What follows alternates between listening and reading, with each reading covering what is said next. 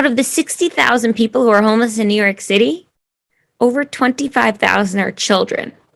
That means over 1/3 are children. And out of everyone who's living and experiencing homelessness in New York City, only about 5% are actually living on the streets. So our perception of homelessness, which very often, unfortunately, looks like the stigma stereotype with a cardboard sign and the long hair and the collecting of bottles, right?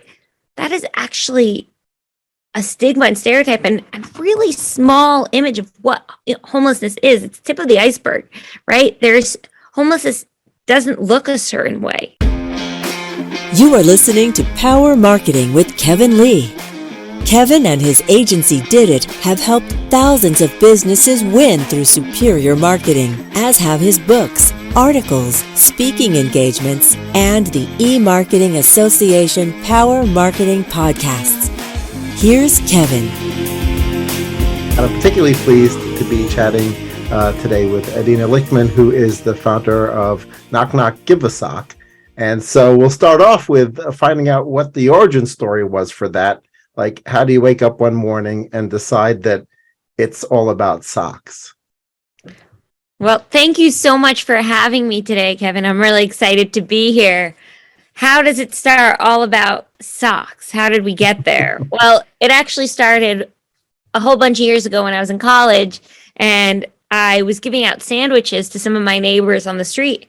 And one guy said, "Ma'am, it's so nice you're giving out sandwiches, but one thing we could really use are a pair of socks." And I very quickly realized that my size 6-foot pink polka dotted socks weren't going to do the trick for my new friend Diego.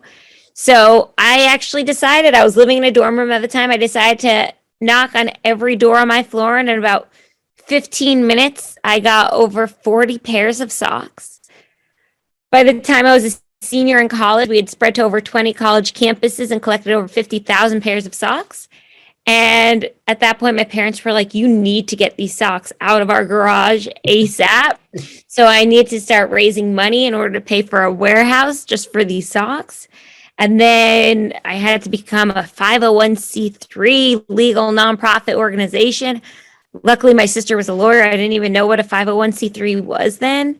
And yeah, that's how it got started. I wouldn't say that's how it became my full-time job, but that's how it got started.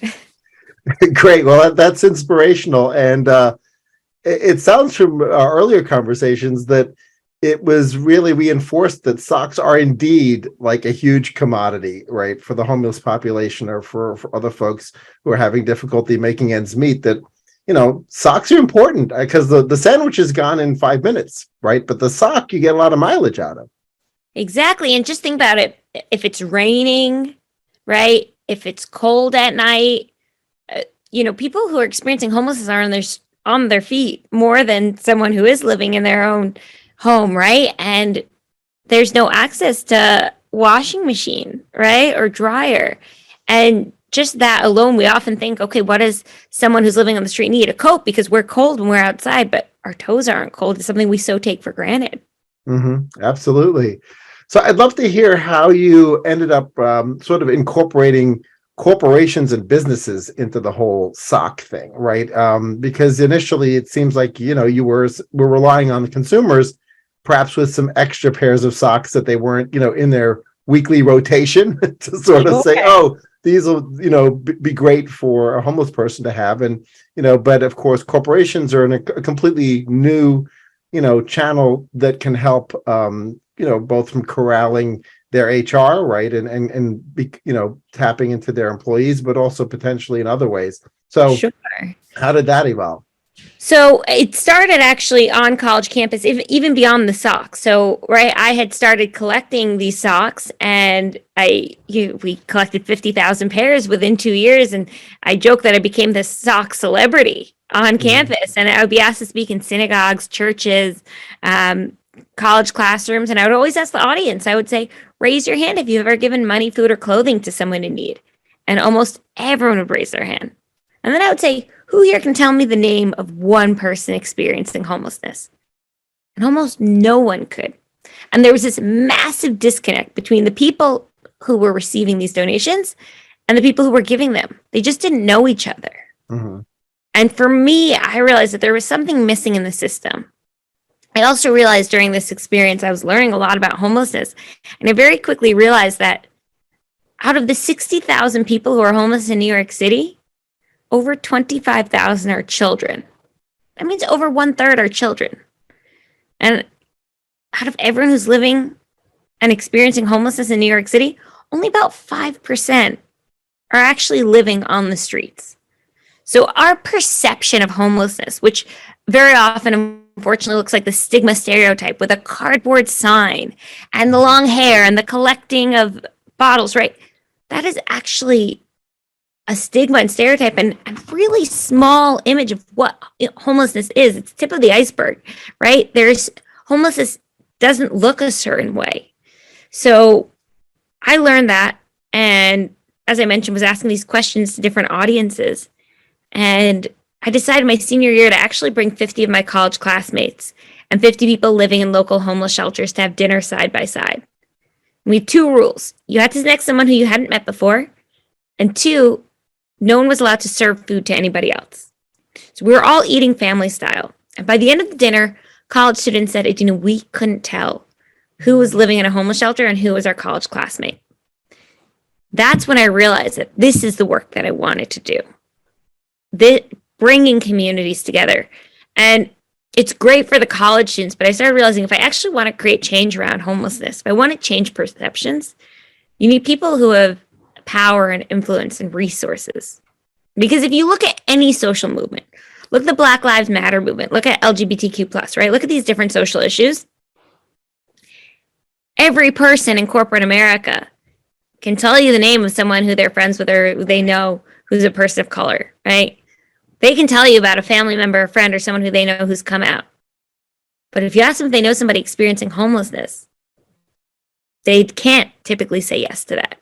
So when you think about social movements and social change, while we're not where we should be on so many different issues, there are certain issues where the needle is moving forward. And why? Because people feel personally connected. People with power and influence feel personally connected to these different social issues. So I felt like we need to do this in the homelessness space. That's when Knock Knock Give a Sock's mission became to humanize homelessness one sock at a time by turning transactions, the giving of socks, into meaningful interactions. And that's really the story of how Knock Knock Give a Sock got started. And what I realized was I wanted to engage these different corporate companies in collecting socks in their offices. Right. So, for example, we would approach JP Morgan and say, hey, you want to do a sock drive? Your name's Knock Knock Give a Sock. That's cute. That's easy. Yes. And then afterwards, we kind of know who the players are in terms of the social employee engagement and the corporate giving. So afterwards, we say, hey, we want to invite your employees to actually have dinner with the recipients of these sock donations. And all of a sudden, the conversation just turned, right? And we're able to have these meaningful conversations. So today, Knock Knock Give a Sock operates by engaging corporate companies in collecting socks and then turning those transactions of donating these socks into meaningful interactions by bringing them together to have dinner side by side. Well, I have to ask the cuisine question. Like, is it always the same cuisine when you guys end up having the dinners? Or is there a process by which, you decide where the food comes from? So it depends. It's actually so many different ways. So a lot of times different corporate companies have their in-house catering or the catering that they like to use. So we'll typically use their catering. Some companies don't have the space or the capacity or for security issues, they can't have these dinners in their space. So we have a synagogue that donates the space to us when a company can't host it in their own office. And, when we do it there, we have to order kosher catering. But within that, sometimes it's like totally up to me what caterer we use. And I'm like, what do I want to eat? Right. And what happens to the leftovers for the dinner? Like, does everyone get their doggy bag to take home?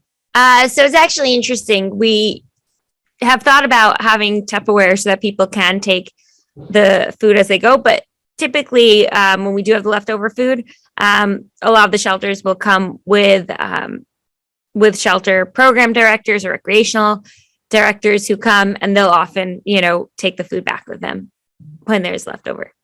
Great. So anything different planned for 2023? We're coming towards the end of 2022 now.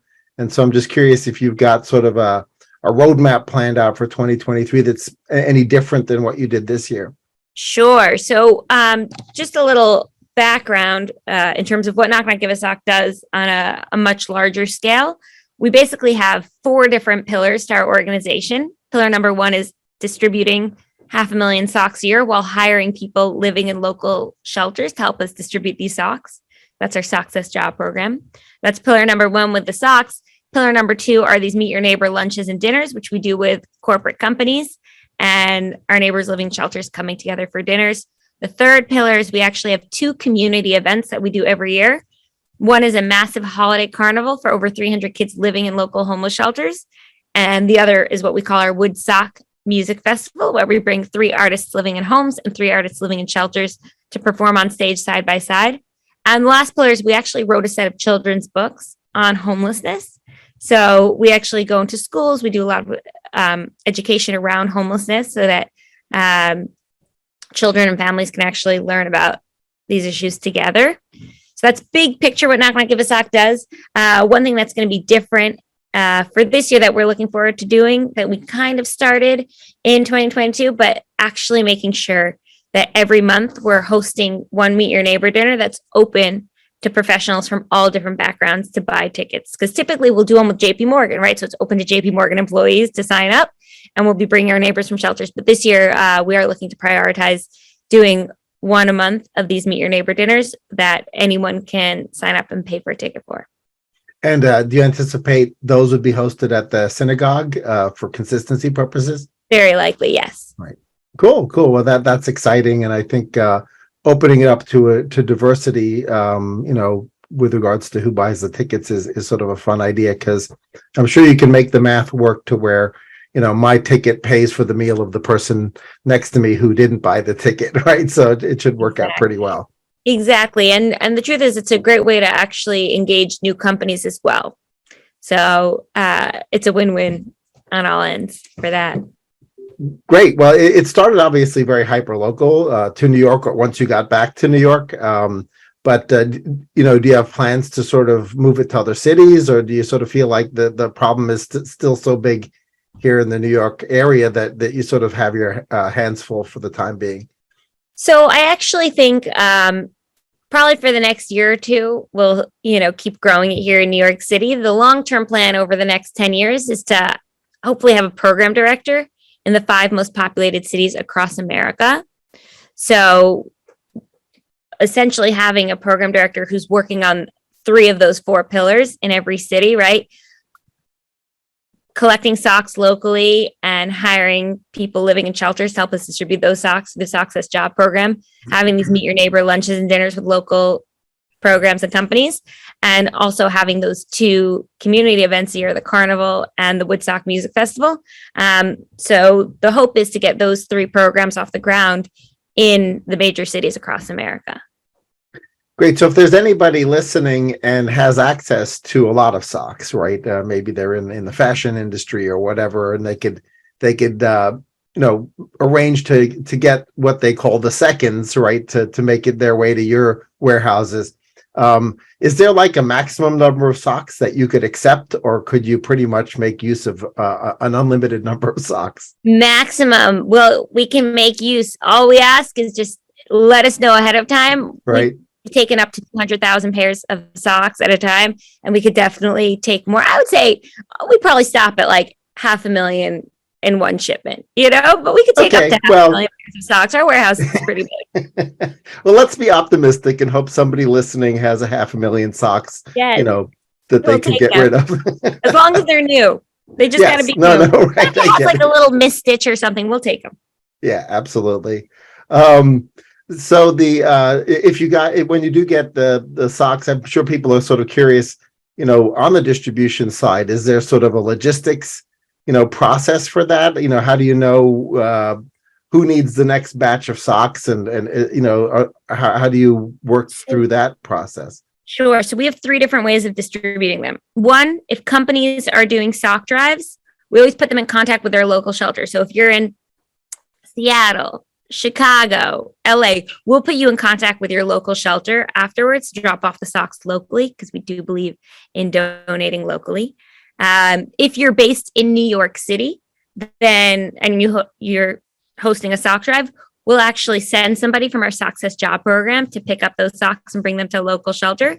And the third is if you're a sock company or even not a sock company, but somehow you have access to 200,000 pairs of socks, we'll have you send them to our warehouse. And then from there, we distribute them all over the tri-state area.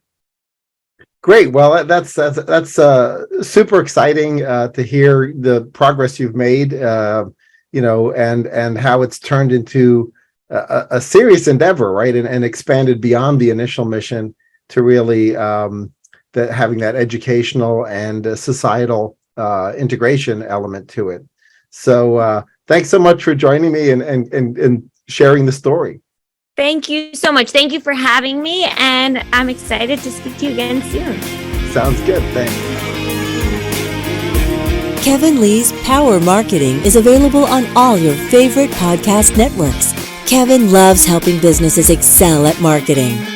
Having marketing challenges?